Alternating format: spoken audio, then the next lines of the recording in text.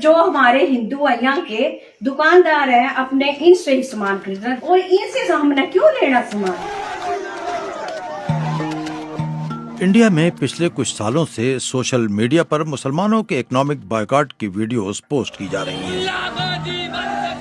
जगह जगह right wing Hindu तंजीमों और हुक्मरान जमात बीजेपी के मुकामी रहनुमा मुसलमानों से खरीदो फरोख्त न करने की अपीलें कर रहे हैं। इस मुहिम का मुसलमानों की कारोबारी सरगर्मियों पर गहरा असर पड़ रहा है।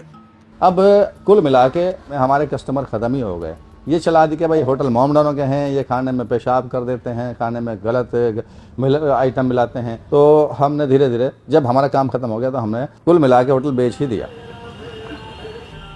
वेस्टर्न उत्तर प्रदेश के एक हिंदू मजहबी रहनुमा स्वामी यशवीर महाराज कहते हैं कि हिंदुओं को मुसलमानों के रेस्टोरेंट्स और होटल्स में नहीं खाना चाहिए।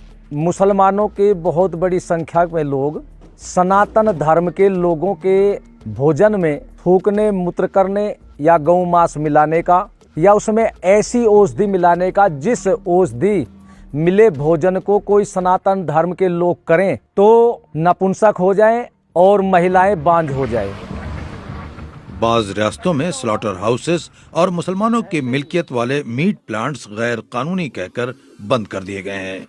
हमारी जो टर्नओवर ईयरली होता था वो 1000 CRs का हो जाता था और 1500 से 2000 लोग हमारी कंपनी के एम्प्लॉय भी थे और जो सप्लायर होते हैं उनकी पीछे की जो फैमिली होती है 15 से 20 हजार लोग उसमें, क्योंकि पूरी चेन होती है इस बिजनेस के अंदर, वो सब मुतासिब हुए हैं इस काम से।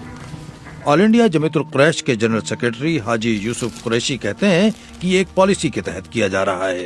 पॉलिसी यूं लगता है कि एकदम सरकार बनते ही इसी कारोबार पर तय किया गया और क्योंकि इनको मालूम था जो इनको ज़र मुबादला आ रहा है, फॉरेन करेंसी आ रही है, इनको आ रही है, इनमें खुशहाली आ रही है, इनके लिविंग ऑफ स्टैंडर्ड बढ़ रहा है, इनमें एजुकेशन आ रही है, तो ये इनको नापसंद था।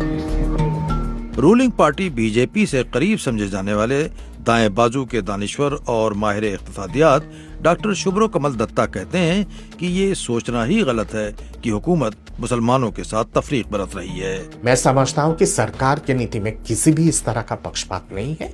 हाँ, जो कानून तोड़ेगा और अपना आइडेंटिटी छुपाएगा उसके ऊपर कठोर कार्रवाई की जाएगी। ये तो कोई नहीं कह रहा है कि पूरे मुस्लिम बिरादरी को इकोनॉमी से बाहर कर दिया जाए, ये तो नामुमकिन है।